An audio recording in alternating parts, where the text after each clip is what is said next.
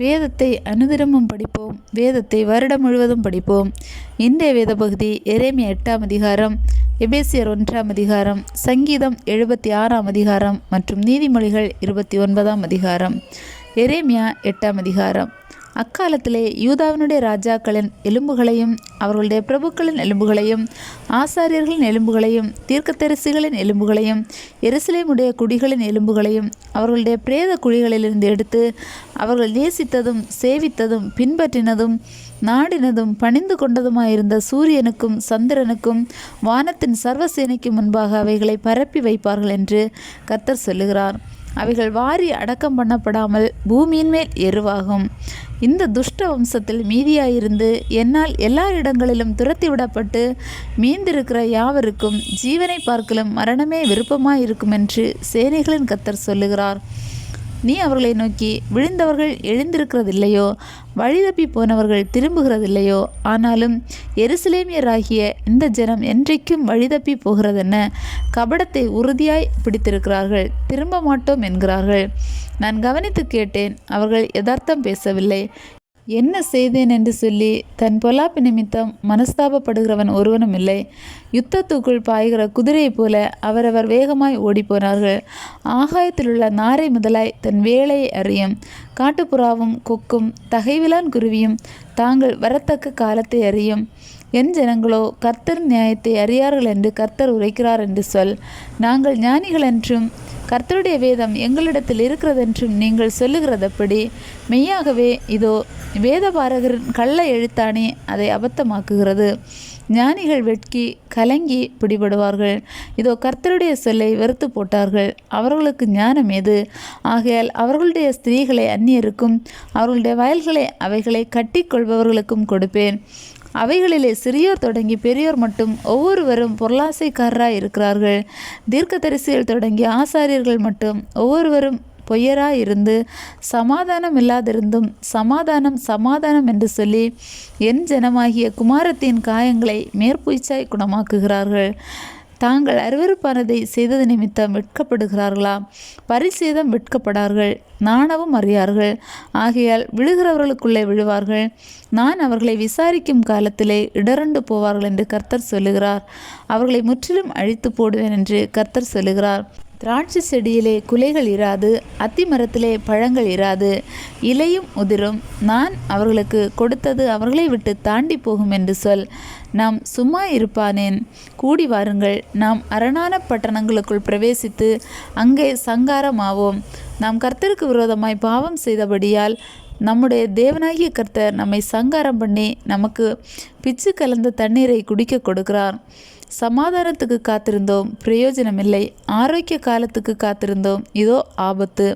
தானிலிருந்து அவர்களுடைய குதிரைகளின் மூச்செறிதல் கேட்கப்படுகிறது.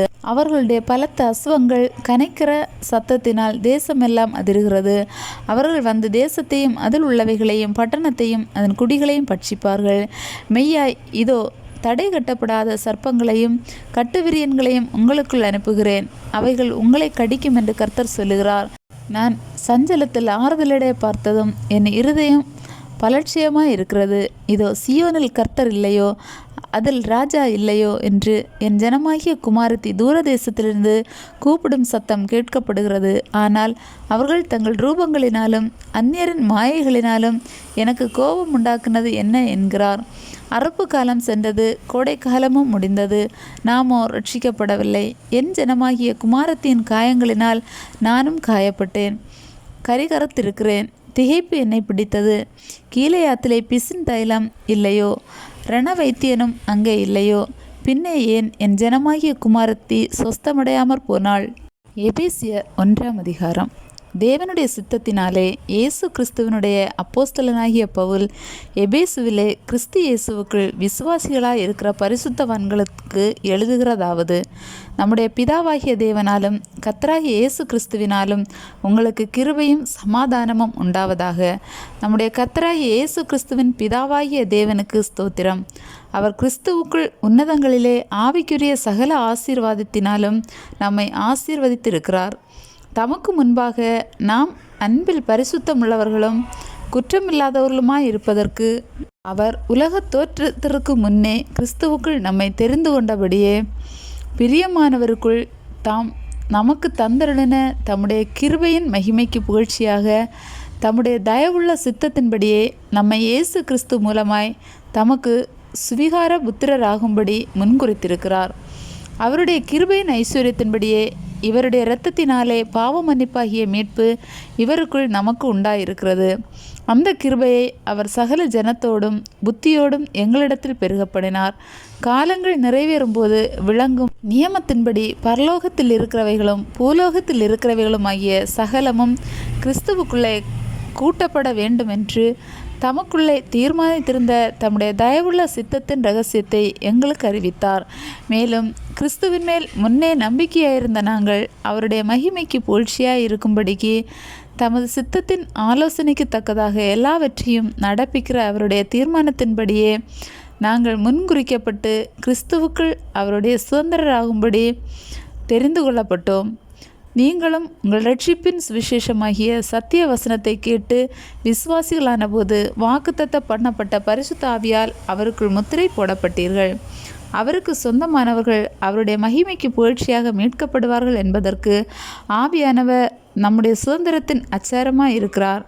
ஆனபடியினாலே கர்த்தராகிய இயேசு மேலுள்ள உங்கள் விசுவாசத்தையும் பரிசுத்தவான்கள் எல்லார் மேலும் உள்ள உங்கள் அன்பையும் குறித்து நான் கேள்விப்பட்டு இடைவிடாமல் உங்களுக்காக ஸ்தோத்திரம் பண்ணி என் ஜெபங்களில் உங்களை நினைத்து நம்முடைய கர்த்தராகிய இயேசு கிறிஸ்துவின் தேவனும் மகிமையின் பிதாவுமானவர் தம்மை நீங்கள் அறிந்து கொள்வதற்கான ஞானத்தையும் தெளிவையும் அளிக்கிற ஆவியை உங்களுக்கு தந்தருள வேண்டும் என்றும் தாம் நம்மை அழைத்ததினாலே நமக்கு உண்டாயிருக்கிற நம்பிக்கை இன்னதென்றும் பரிசுத்தவான்களிடத்தில் தமக்கு உண்டாயிருக்கிற சுதந்திரத்தினுடைய மகிமையின் ஐஸ்வர்யம் என்னதென்றும் தாம் கிறிஸ்துவை மரித்தோரிலிருந்து எழுப்பி அவரிடத்தில் நடப்பித்த தமது பலத்த சத்துவத்தின் வல்லமையின்படியே விசுவாசிக்கிறவர்களாகிய நம்மிடத்திலே காண்பிக்கும் தம்முடைய வல்லமையின் மகா மேன்மையான மகத்துவம் என்னதென்றும் நீங்கள் அறியும்படிக்கு அவர் உங்களுக்கு பிரகாசமுள்ள மனக்கண்களை கொடுக்க வேண்டும் என்றும் வேண்டிக் கொள்ளுகிறேன்.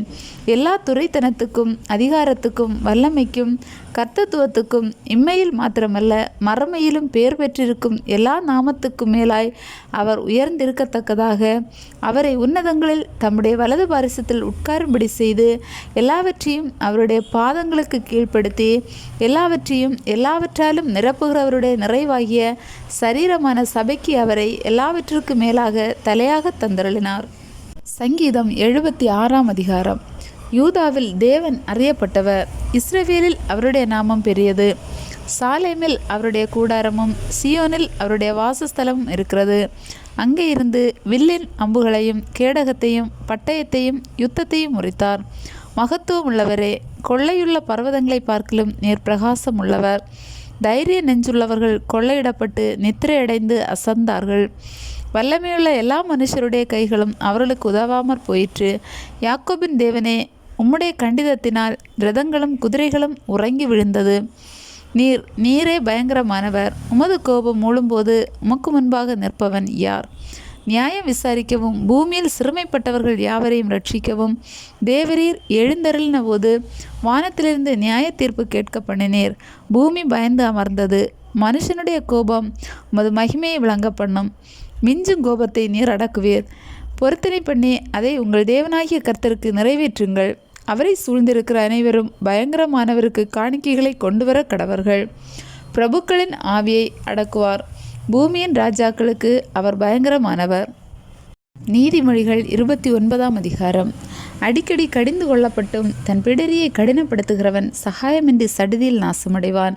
நீதிமான்கள் பெருகினால் ஜனங்களும் மகிழ்வார்கள். துன்மார்கள் ஆளும்போதோ ஜனங்கள் தவிப்பார்கள். ஞானத்தில் பிரியப்படுகிறவன் தன் தகப்பனை மகிழ பண்ணுகிறான். வேசிகளோடே தொந்திப்பானவனோ ஆஸ்தியை அழிக்கிறான். நியாயத்தினால் ராஜா தேசத்தை நிலைநிறுத்துகிறான். பரிதான பிரியனோ அதை கவிழ்க்கிறான். பிறனை முகஸ்துதி செய்கிறவன் அவன் கால்களுக்கு வலையை விரிக்கிறான். துஷ்டனுடைய துரோகத்திலே கண்ணி இருக்கிறது. நீதிமானோ பாடி மகிழ்கிறான். நீதிமான் ஏழைகளின் நியாயத்தை கவனித்தருகிறான். துன்மார்க்கனோ அதை அறிய விரும்பான். பரியாசக்காரர் பட்டணத்தில் தீக்கொளுத்தி விடுகிறார்கள். ஞானிகளோ குரோதத்தை விலக்குகிறார்கள். ஞானி மூடனுடன் வழக்காடுகையில் சினந்தாலும் சிரித்தாலும் அமைதி இல்லை. இரத்தப்பிரியர் உத்தமனை பகைக்கிறார்கள், செம்மையானவர்களோ அவருடைய பிராணனை காப்பாற்றுகிறார்கள். மூடன் தன் உள்ளத்தை எல்லாம் வெளிப்படுத்துகிறான், ஞானியோ அதை பின்னுக்கு அடக்கி வைக்கிறான். அதிபதியானவன் பொய்களுக்கு செவி கொடுத்தால் அவன் ஊழியக்காரர் யாவரும் துன்மார்க்கர் ஆவார்கள். தரித்திரனும் கொடுமைக்காரனும் ஒருவரையொருவர் சந்திக்கிறார்கள், அவ்விருவருடைய கண்களுக்கும் கர்த்தர் வெளிச்சம் கொடுக்கிறார். ஏழைகளுடைய நியாயத்தை உண்மையாய் விசாரிக்கிற ராஜாவின் சிங்காசனம் என்றும் நிலை பெற்றிருக்கும். பிரம்பும் கடிந்து கொள்ளுதலும் ஞானத்தை கொடுக்கும். தன் இஷ்டத்திற்கு விடப்பட்ட பிள்ளையோ தன் தாய்க்கு வெட்கத்தை உண்டு பண்ணுகிறான். துன்மார்க்கர் பெருகினால் பாவமும் பெருகும், நீதிமான்களோ அவர்கள் விழுவதை காண்பார்கள். உன் மகனை சிற்சை செய், அவன் உனக்கு ஆறுதல் செய்வான், உன் ஆத்துமாவுக்கு ஆனந்தத்தையும் உண்டாக்குவான். தீர்க்க தரிசனம் இல்லாத இடத்தில் ஜனங்கள் சீர்கெட்டு போவார்கள், வேதத்தை காக்கிறவனோ பாக்கியவான். அடிமையானவன் வார்த்தைகளினாலே அடங்கான், அவைகளை அவன் அறிந்தாலும் உத்தரவு கொடான். தன் வார்த்தைகளில் பதறுகிற மனுஷனை கண்டாயானால் அவனை நம்புவதை பார்க்கலும் மூடனை நம்பலாம். ஒருவன் தன் அடிமையை சிறு பிராயம் முதல் இளக்காரமாக வளர்த்தால் முடிவிலே அவன் தன்னை புத்திரனாக பாராட்டுவான். கோபக்காரன் வழக்கை கொழுவுகிறான், மூர்க்கன் பெரும் பாதகன். மனுஷனுடைய அகந்தை அவனை தாழ்த்தும், மனத்தாழ்மையுள்ளவனோ கனமடைவான். திருடனோடை பங்கிட்டு கொள்ளுகிறவன் தன் ஆத்துமாவை பகைக்கிறான். சாபத்தை அவன் கேட்டாலும் காரியத்தை வெளிப்படுத்த மாட்டான். மனுஷனுக்கு பயப்படும் பயம் கண்ணியை விரிவிக்கும், கர்த்தரை நம்புகிறவனோ உயர்ந்த அடைக்கலத்திலே வைக்கப்படுவான். ஆளுகை செய்கிறவனுடைய முகதரிசனத்தை தேடுகிறவர்கள் அநேகர், ஆனாலும் அவனவனுடைய நியாயம் கர்த்தராலே தீரும். நீதிமானுக்கு அநியாயக்காரன் அருவருப்பானவன், சன்மார்க்கனும் துன்மார்க்கனுக்கு அருவருப்பானவன்.